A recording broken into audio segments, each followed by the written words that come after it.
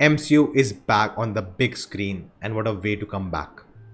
Hello guys, I'm Nona and today we're talking about Marvel's latest film Shang-Chi and the Legend of Ten Rings. Directed by Destin Daniel Cretton, starring Simu Liu, Tony Leung, Awkwafina, Meng'er Zhang and many more. Sorry if I butchered the names. Now this will be a non-spoiler review, but you can check out my first impression as well as spoiler discussions and spoiler videos about this film on my second channel called Indian Geek Society. The link will be in the description. If you don't know, we talk about all the geeky stuff there, from Marvel, DC to games and anime. So if you're a geek, do join us there. Now as a Marvel film goes, it's a really good film. It has humor, it has heart, it's emotional, amazing fight sequences, great VFX work, really good acting, and it really transports to a different world. And watching this in theater, you'll not be disappointed. Now the first thing I really liked about the film, and I hope this is not a spoiler, this should not be a spoiler, is that a lot of Mandarin is spoken in the film. And there are of course subtitles available. Like the first 10 minutes, it's all in Mandarin. And this information will actually help you. You may feel like you're watching the film in the wrong language, but that's not the case. And this is something what Family Man season 2 also did,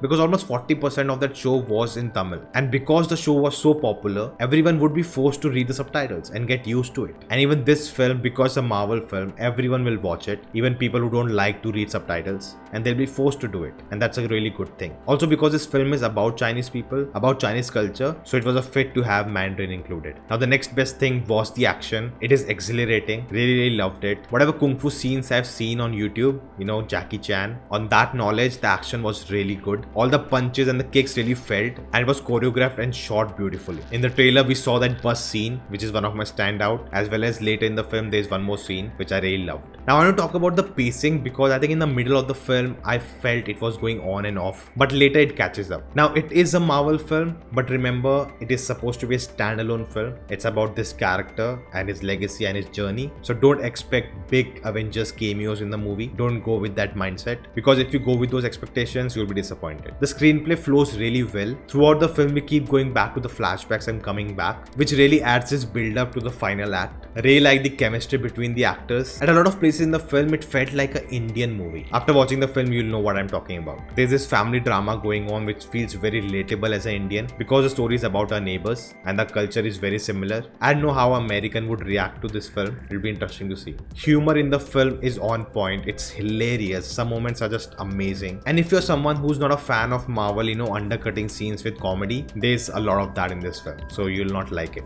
But for me the humor really worked, and there are a lot of surprises in the film. Coming to VFX and CGI, I think overall it worked. There were a few shots where I could tell, oh, it's on green screen. Maybe it was visible to my eye, not for everyone. Now I did hear complaints about the finale climax action sequence. It's a CGI fest and all, but honestly I would disagree. Whatever climax CGI fest we have seen in all the movies till now, this film is very different than that. It's very refreshing to see something else in the climax. There is a lot of CGI, but it really works for me, and it doesn't feel like any other superhero movie. There's a lot of emotions riding in that moment, and it really works well. Now definitely the film explores the Asian Chinese culture. Now a Chinese person would be able to tell that better, but I feel like this film will be something for Asians what Black Panther was for the black people, and definitely Marvel delivered on it. Coming to the acting, Simu Liu was really good. This is the first time I'm watching him, and I want to see where he goes from here. Tony Leung, who plays the father, again he's a legend, but I have not seen any of his work, but he was amazing in this film. Knowing the Indian sensibilities, people would really like his character. He has a lot of moments to shine in the film, and there's a really emotional arc he has. He has that charisma and gravitas to him,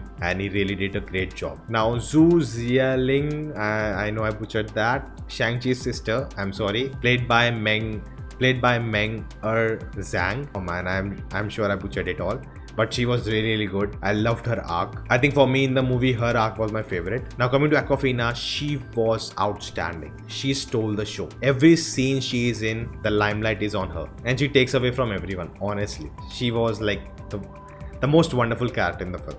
You'll love her. Now coming to some issues, I would say, there were some minor characters which were not really fleshed out. They were just there one-dimensional. Now of course they were minor characters, you don't need to spend so much time on them, but I did feel they didn't have anything to add to the story. Story-wise, I felt that a lot of conflicts in the movie were resolved very easily. It felt very easy and a breeze for our heroes to win the battle at the end. Now this film is based on Kung Fu films, and I have not seen many Kung Fu films. I think only I've seen Kung Fu Hustle maybe, or some Jackie Chan films and Kung Fu Panda series. I don't don't think all of that counts as knowing kung fu movies. So maybe in that regard, this is really a good movie based on those themes. But for me, somewhere the tension lagged. Now, if you want to know something specific about the film, let me know in the comments with the spoiler tag and I'll let you guys know. Also, there are 2 post-credit scenes, so stick around till the end. I'll be talking about those scenes on Indian Society. I'll post a video there, as well as we'll do a live spoiler discussion. So do join us for that. Again, link in the description. And at the end, I would say, this film doesn't really feel like an MCU film. It's very different and very refreshing, except some minor references to what we have seen in the past. Now I want to get into some spoilery stuff. So if you haven't seen the movie, stop the video, go watch it and then come back. Again, spoiler alert, I'm going into spoilers. Now, as I said, I love the sister's arc. Being a girl, she's neglected, she's not led to train with other people, and a whole arc, at the end, she's riding the dragon and then she starts her own secret society now. She's in charge of 10 rings. So I really liked her arc, and they really didn't turn her into a hero. She's still in that grey area, anti-hero kind of a person. So I would love to see where she goes from here next. Now, while thinking about the movie more, there was one big issue I felt in the movie which really turned me off. By the end of the film, we had this typical hero stuff going on. It was like Shang-Chi's character, left home at 14. He was living in America now for 10 plus years. He's not really training with people. He's not really doing practice, but he's still top notch. He can take out people like this. He's still so strong. One of the best fighters still after so many years. And later in the film, within a day or within hours, he learns the special kung fu her mother used to do. And over that, by the end of the film, he's able to defeat his father and take control of all the rings. I'm like, come on,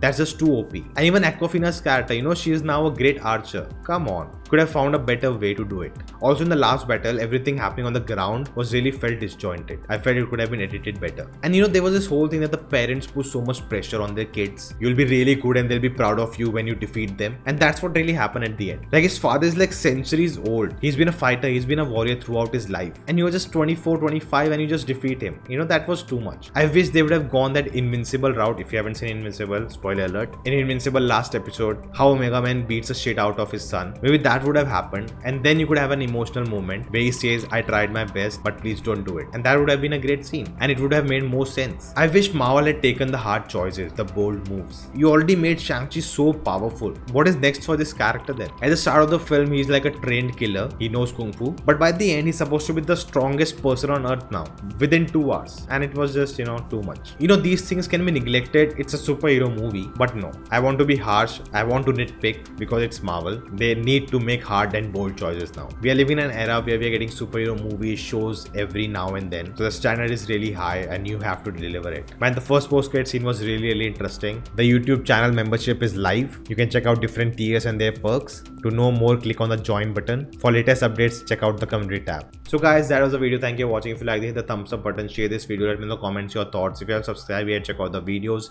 If you like them too, do consider subscribing, and I'll see you next time.